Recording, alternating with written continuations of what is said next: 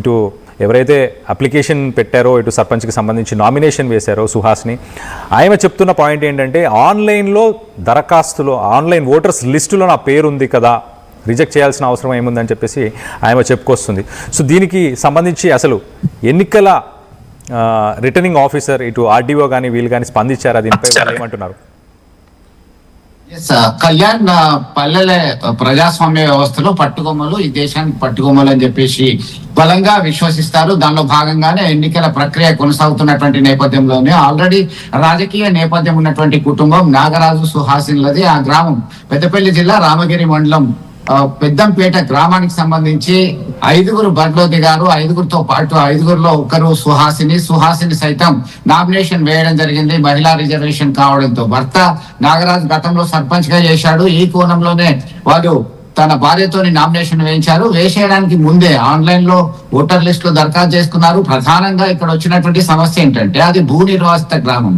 Open cast project లో కొంతమంది తమ గ్రామాలు కోల్పోవాల్సి వచ్చింది. దీనిలో భాగంగానే కొంత గందరగోళ పరిస్థితి ఏర్పడింది. అనంతరం ఆన్లైన్ లో ఓటర్ లిస్ట్ లో పేరు నమోదు చేసుకోవడం జరిగింది. దీనిలో భాగంగా నామినేషన్ వేశారు. నామినేషన్ రిజెక్ట్ అయిపోయింది. స్క్రూటినీ సందర్భంగా ఏదైతే స్క్రూటినీ పరిశీలకులు పరిశీలించిన తర్వాత ఓటర్ లిస్ట్ లో సుహాసిని పేరు లేదు కాబట్టి ఆమె నామినేషన్ తిరస్కరిస్తామని చెప్పి తిరస్కరించిన వెంటనే ఎందుకు మేము ఆన్లైన్ లో దరఖాస్తు చేసుకున్నాము, ఓటర్ లిస్ట్ లో పేరు ఉంది ఆన్లైన్ లో చేసుకున్న తర్వాత అని చెప్పి హైకోర్టును ఆశ్రయించడం జరిగింది. వారి యొక్క న్యాయవాదులు శ్రీకాంత్ అండ్ రవీందర్ యొక్క సహాయ సహకారాలతో న్యాయస్థానాన్ని ఆశ్రయించినాక వెంటనే న్యాయస్థానం ఆదేశాలు జారీ చేసింది రిటర్నింగ్ అధికారికి. ఆ సుహాసిని నామినేషన్ ని మీరు తీసుకోవాల్సిందే అని స్పష్టమైనటువంటి ఆదేశాలు జారీ చేసినటువంటి నేపథ్యంలో ఖచ్చితంగా తీసుకుంటామన్నారు. అయితే గుర్తులు కేటాయించడంలో విఫలమయ్యారు. గుర్తులు కేటాయించలేదు. దీనిలో గుర్తులు కేటాయించట్లేదు అని చెప్పేసి మళ్ళీ వెళ్ళడం జరిగింది. లంచ్ మోషన్ లో ప్రత్యేక ఆదేశాలు జారీ చేసినప్పటికీ అప్పటికే సమయం మించిపోయింది. కొంత టెక్నికల్ ప్రాబ్లం, సాంకేతికమైనటువంటి సమస్య వచ్చింది కాబట్టి చేయలేమనేటువంటి చేతులెత్తేయడంతో మళ్ళీ న్యాయస్థానం దృష్టికి వెళ్తే ఖచ్చితంగా మీరు ఆపేయాల్సిందే, నేను ఇచ్చినటువంటి ఆదేశాలను మీరు అమలు చేయకపోతే కంటెంప్ట్ ఆఫ్ కోర్ట్ కిందకి తీసుకోవాల్సి వస్తుందని చెప్పేసి స్పష్టంగా హెచ్చరికలు జారీ చేసిండ్రు. దీంతో జిల్లాకు సంబంధించినటువంటి అధికారులు, ఆర్డీఓ, కలెక్టర్, మంత్రిని ఆర్డీఓ, అలాగే గ్రామ స్థాయిలో ఉన్నటువంటి రిటర్నింగ్ అధికారులు అందరూ కూడా దీని ఎన్నికను కాస్త వాయిదా వేసి మళ్ళీ ఒకసారి నిర్వహించడానికి రంగం సిద్ధం చేసినటువంటి పరిస్థితి. ఇప్పటికే మీరు అన్నట్టుగా ఒకవైపు జగిత్యాల జిల్లాకు సంబంధించి అయితే విలేజ్ డెవలప్మెంట్ కమిటీలు, VDCలను ఉన్నాయి. గ్రామాభివృద్ధి కమిటీల యొక్క పెత్తనం కొనసాగుతుంది. వాళ్ళు ఏకగ్రీవంగా ఎన్నిక కావడానికి గ్రామానికి ఎవరు అక్కడికి వస్తారు, ఎవరు అధికంగా డబ్బులు ఇస్తారో వారిని మనము సర్పంచ్ గా ఎందుకున్నామని చెప్పేసి కోణంలో కొంత గందరగోళ పరిస్థితి కొనసాగుతున్నాయి. దీనిలో భాగంగా విత్డ్రా చేసుకుందామన్నా కానీ విత్డ్రా చేసుకునే పరిస్థితి కూడా లేదని సందర్భం మనం చూసాము.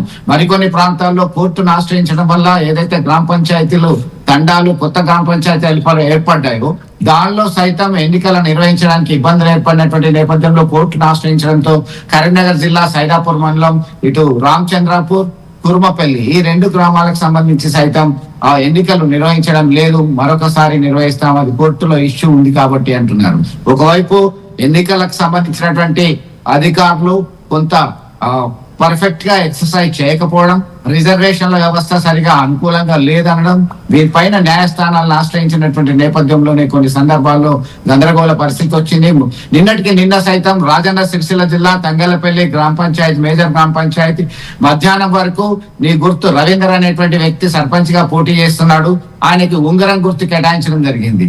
కేటాయిస్తూ వాళ్ళు డిస్ప్లేలో కూడా పేరు, గుర్తు కేటాయించారు. కేటాయించిన తర్వాత కొన్ని గంటల్లోనే మార్పు చేసి రవీందర్ కి ఎదురుగా ఉంగరం గుర్తు కాదు, అది కత్తెర గుర్తు కేటాయిస్తున్నాము, దీన్ని క్యాన్సిల్ చేస్తున్నామని ఎన్నికల అధికారులు చెప్పడంతో ఆయన ఒక రకమైనటువంటి ఆందోళనకు దిగినాడు, ఆవేదన వ్యక్తం చేస్తున్నారు. చివరికి ఆ కత్తెర గుర్తుతో కాంప్రమైజ్ కావాల్సి వచ్చింది. ఇలా చిత్ర విచిత్రాల విన్యాసాలు చేస్తున్నారు ఎన్నికలకు సంబంధించినటువంటి అధికారులు. దీనిలో భాగంగా పూర్తి స్థాయిలో ప్రక్షాళన చేయాలి, ఖచ్చితంగా చిత్తశుద్ధితో వ్యవహరించాలని చెప్పి ప్రజాస్వామ్య వాదులు, ఎన్నికల్లో పోటీ చేసేందుకు సిద్ధంగా ఉన్నటువంటి వాళ్ళు ఓటర్లు అందరూ కూడా కోరుతున్నటువంటి పరిస్థితిని గమనించవచ్చు. కళ్యాణ్, అయితే చంద్రశేఖర్, ఇప్పుడు పెద్దంపేటలో మళ్ళీ వీళ్ళకి ఎన్నికలు ఎప్పుడు పెట్టే అవకాశం ఉంటుంది?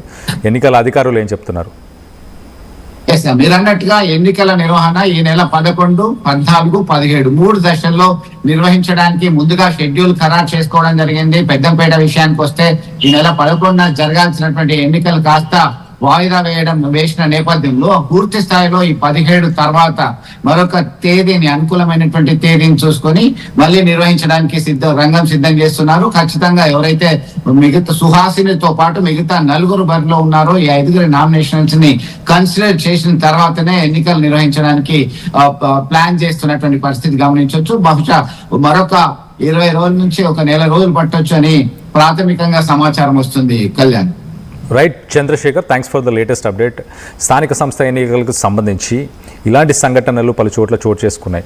సో మొత్తం మీద దీనికి సంబంధించి మీరేమనుకుంటున్నారు? ఇటు ఎన్నికల ఎలక్షన్స్కి సంబంధించిన రిటర్నింగ్ ఆఫీసర్స్ కానీ, ఇటు విలేజ్ లెవెల్లో, మండల్ లెవెల్లో కానీ, అలాగే జిల్లా స్థాయిలో కూడా వీళ్ళందరూ సక్రమంగా పనులు చేస్తున్నారా? గుర్తింపుకు సంబంధించిన చిహ్నాలు ఇవన్నీ ఇవ్వడం, అలాగే సర్వే చేయడం కానీ, వీటన్నిటికి సంబంధించి వాళ్ళ విధి నిర్వహణ సరిగ్గా ఉందా లేదా అన్న దానిపై మీ అభిప్రాయాలను కింద కామెంట్ రూపంలో తెలియపరచండి. అలాగే స్థానిక సంస్థ ఎన్నికలకు సంబంధించి మీ ఊర్లో ఏ పార్టీకి మీరు ఓటేద్దాం అనుకుంటున్నారు? ఇటు కాంగ్రెస్కి ఓటేద్దాం అనుకుంటున్నారా,